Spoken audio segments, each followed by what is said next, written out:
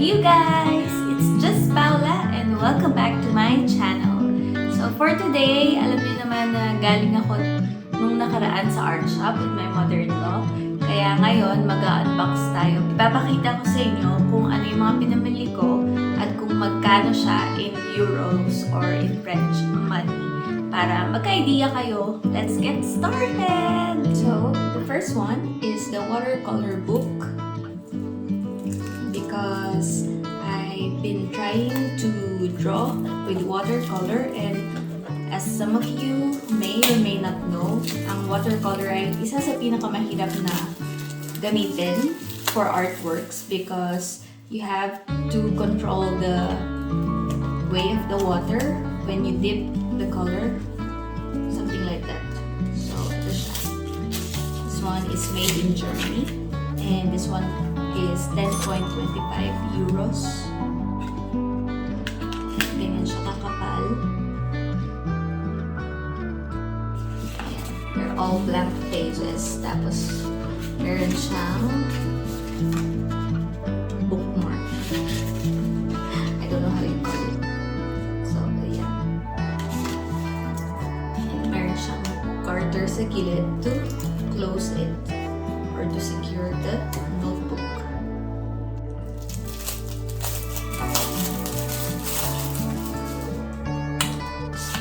The second one is watercolor postcards. So, ito naman, binili ko siya kasi mas madali siyang punitin or dahil ganyan siya. Para talaga siyang postcard. Meron siyang lines. So, if I paint something, pwede ko siyang isend to a friend or a family relative. So, ayan, ganyan siya. Parang katulad din siya nung watercolor book. Same size sila.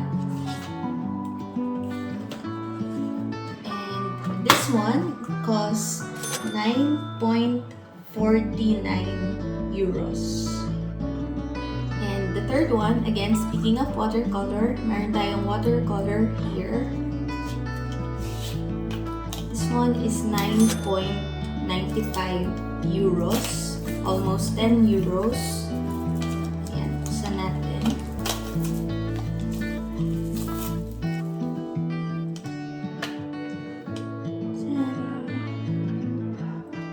And kaya ko to binili kasi pwede siyang i-refill or refillable, whatever you want to call it. Ayan, meron siyang nabibili na ganito din. Pag naubos na, pwede mo siyang i-refill. So, very convenient. Tapos, you can put water there or here, like a mixing palette. So, yeah. The next one are the brushes. So, ito yung mga isa sa pinakamahal na binili ko. This precision brushes, the thick one, ano siya, 9.30 euros. Almost 10 euros for just this brush. And ito naman yung mas manipis or fine brush is 4.90 euros. And then these two are the cheaper ones. So yung mas makapal, this one is 4.95 euros. And this one is 4.65 euros. So the next one is this Staedtler pen. It's 3.95 euros and the shade is 0.3. So let's test it.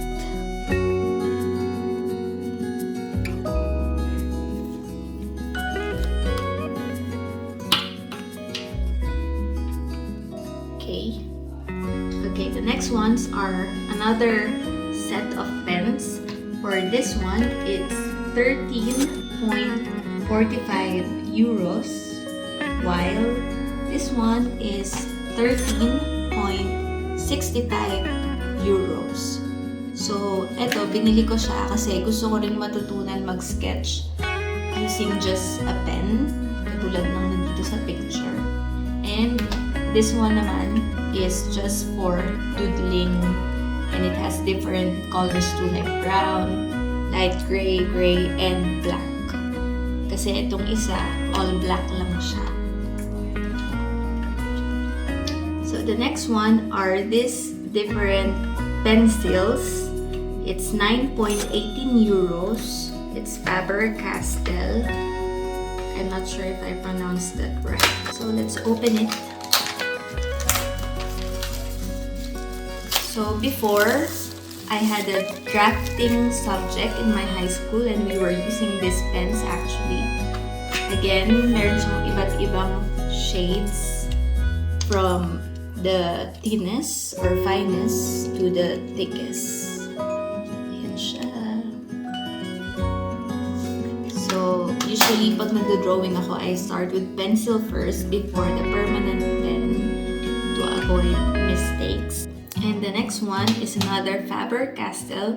This one is watercolored pencils. So, binili ko din to aside from the watercolor that I shown you previously. Let's open it.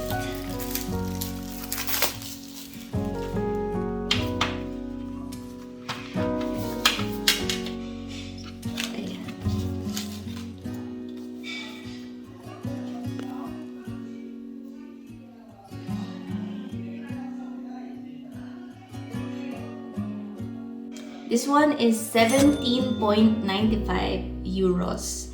And since binili ko tong watercolored pencils, bumili din ako ng, I don't know how you call this actually. This one is a pen, a brush pen. Labas ko lang.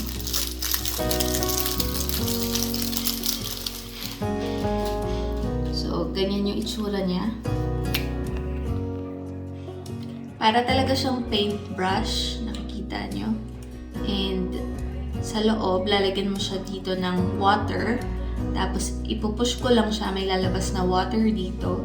Tapos, kapag nag-drawing ako gamit yung watercolored pencils, shadan ko lang siya. Tapos, ayun na.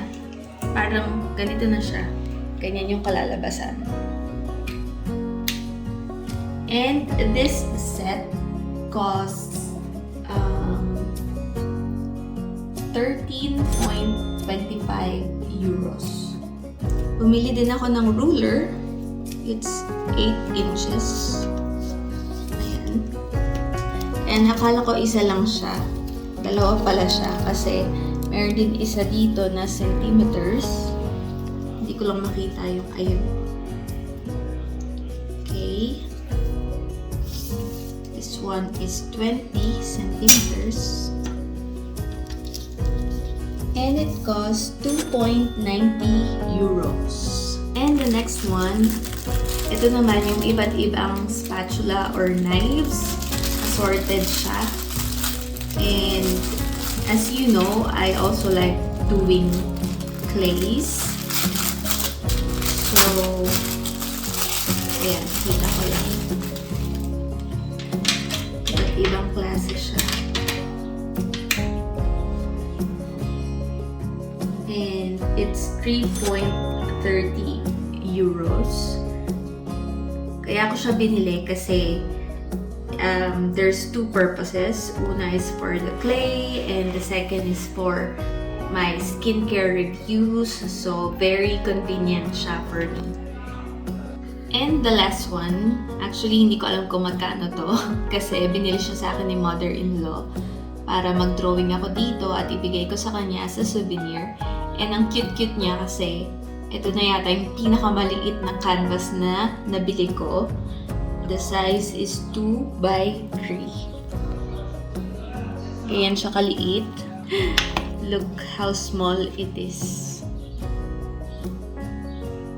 At dito na po nagtatapos ang ating video. Marahil nagulat kayo na mahal yung presyo ng mga art materials. Pero in fairness, mahal naman talaga yung presyo ng mga art materials, diba? So, ayun lang. Sana meron kayong bagong natutunan na information na nakatulong sa inyo or na-entertain kayo dito sa video ko. And as I always say, stay safe wherever you are and God bless you. Bye!